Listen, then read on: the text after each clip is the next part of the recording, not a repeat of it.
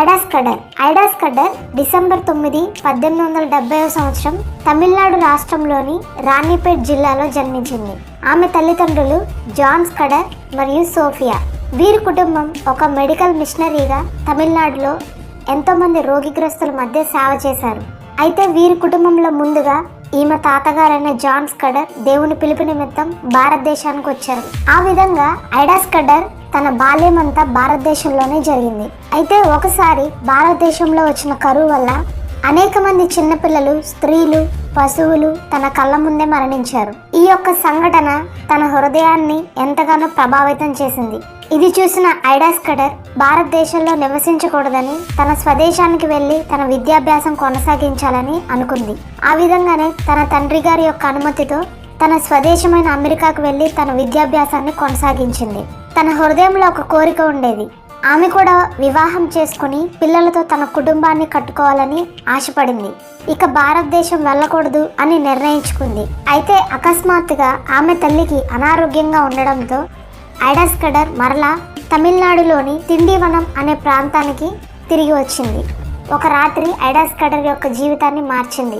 ఆమె తన గదిలో ఒంటరిగా బైబిల్ చదువుకుంటున్న సమయంలో ఒక వ్యక్తి వచ్చి తలుపు తట్టారు. అతను ఈ విధంగా చెప్తున్నాడు: నా భార్య పురిటి నొప్పులతో బాధపడుతుంది. మీరు వచ్చి నా భార్యకి ప్రసవం చేయమని అడిగినప్పుడు, అయ్యో నాకు డెలివరీ చేయడం తెలియదు, మా నాన్నగారికి ఈ వైద్యం తెలుసు, నేను ఇప్పుడే తీసుకొస్తాను అని చెప్పింది. అది విన్న ఆ వ్యక్తి, వద్దు, నా భార్యని ఎవరు చూడకూడదు, ముట్టకూడదు.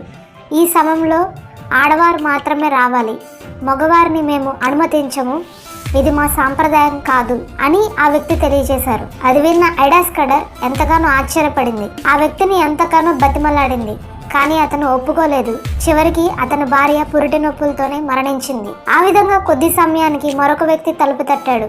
అతను కూడా ఇదే సమస్య ఐడాస్ కడర్కి తెలియజేసినప్పుడు ఐడాస్ కడర్ మరలా అతన్ని బతిమలాడింది. అతను కూడా ఒప్పుకోలేదు. అదే విధంగా మరికొద్ది సమయానికి మూడో వ్యక్తి వచ్చాడు. అతను కూడా ఇదే సమస్య ఐడాస్ కడర్కి తెలియజేసినప్పుడు ఐడాస్ కడర్ మరలా అదే విధంగా సమాధానం చెప్పింది. ఈ ముగ్గురు వ్యక్తుల యొక్క భార్యలు ఆనాటి రాత్రి పురిటి నొప్పులతో మరణించారు. అది చూసిన ఐడాస్ కడర్ ఎంతగానో కలత చెందింది. కేవలం చూస్తూ ఉండిపోయింది, కానీ ఏమీ చేయలేని పరిస్థితి ఆమెది. ఆ రాత్రి ఎంతో కృంగుదలతో ప్రార్థన చేసింది. కొంత సమయానికి ప్రభు ఆమెను దర్శించారు. నువ్వు ఎందుకు వైద్యం నేర్చుకుని భారతదేశంలో సేవ చేయకూడదు అని. ఇక వెంటనే ఐడాస్ కడర్ ఒక నిర్ణయం తీసుకుంది. న్యూయార్క్ లోని కార్నెల్ యూనివర్సిటీలో డాక్టర్ గా విద్యాభ్యాసం చేసింది. ఆమె విద్యాభ్యాసం ముగించి 1900 సంవత్సరంలో తిరిగి భారతదేశానికి వచ్చింది. ఆ సంవత్సరంలోనే తమిళనాడులోని వెల్లూరు ప్రాంతంలో ఒక మెడికల్ డిస్పెన్సరీని ప్రారంభించింది. అంతేకాదు, ప్రారంభించిన 2 సంవత్సరాల్లోనే 5,000 మంది రోగిగ్రస్తులకి ఆమె వైద్యం చేసింది.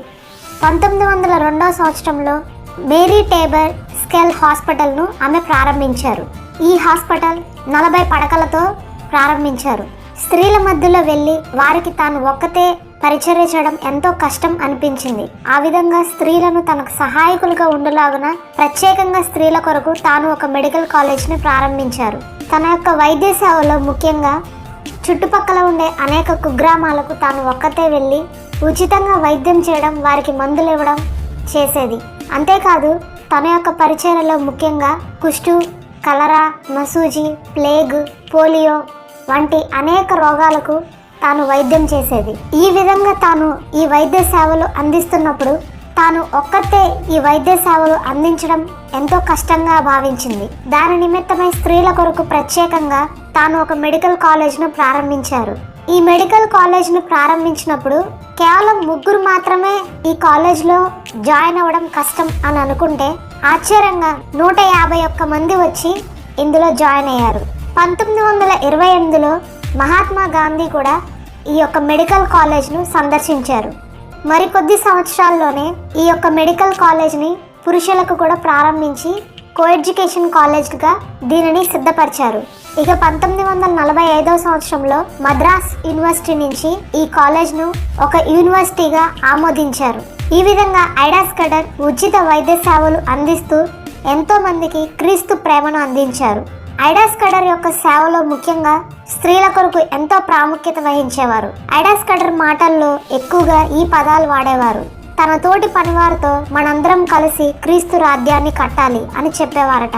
అంతేకాదు, ఈమె ఎక్కువగా 1 కొరింథీ 13వ అధ్యాయాన్ని ధ్యానించేవారు.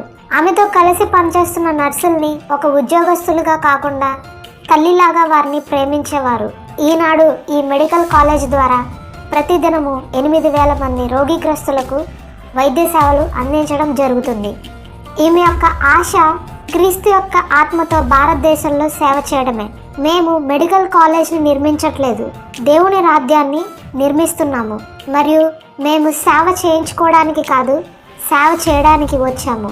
ఇవియే ఈ సంస్థ యొక్క విలువైన మాటలు. చివరగా ఐడా స్కడర్ తన 89వ సంవత్సరంలో ప్రభునందు నిద్రించారు. దేవుని చిత్తం కొరకు ఐడా స్కడర్ తన యొక్క జీవితం మొత్తం మెడికల్ మిషనరీగా సమర్పించుకుంది. తన యొక్క వైవాహిక జీవితాన్ని కూడా త్యాగం చేసి తనకంటూ ఒక సొంత జీవితం అనేది లేకుండా కేవలం భారతదేశంలోని స్త్రీల కొరకు, చిన్న పిల్లల కొరకు ఆమె యొక్క జీవితాన్ని త్యాగం చేసింది. ఐడా స్కడర్ యొక్క జీవిత గాథ విన్న మీరు కూడా దేవుని చిత్తం తెలుసుకోకుండా ఉంటే కనుక ఇదే మీకు అనుకూలమైన సమయం. ఒకవేళ ఇంకా మీరు దేవుని చిత్తం కొరకు వెతుకుతుంటే, మీ జీవితం పట్ల దేవుని చిత్తం ఏమై ఉన్నది అని మీరు తెలుసుకోవాలి అని అనుకుంటే ఇప్పుడే ఒక చిన్న ప్రార్థన చేయండి. మీ పట్ల కూడా దేవుడు గొప్ప ప్రణాళికలు కలిగి ఉన్నాడు. భారతదేశంలో ఉన్న అనేక మంది రోగిగ్రస్తుల కొరకు, కరువులో ఉన్న వారి కొరకు రక్షించుటకు ఒక స్త్రీని వాడుకున్న దేవుడు మరి మిమ్మల్ని ఎందుకు వాడుకోడు? తప్పకుండా మీ జీవితంలో మీపై ఉన్న చిత్తం ఏంటో తెలుసుకోనండి. ఐడా స్కడర్ లాగా మీ జీవితాన్ని కూడా దేవునికి సమర్పించి దేవుడి నామాన్ని మహిమపరచండి.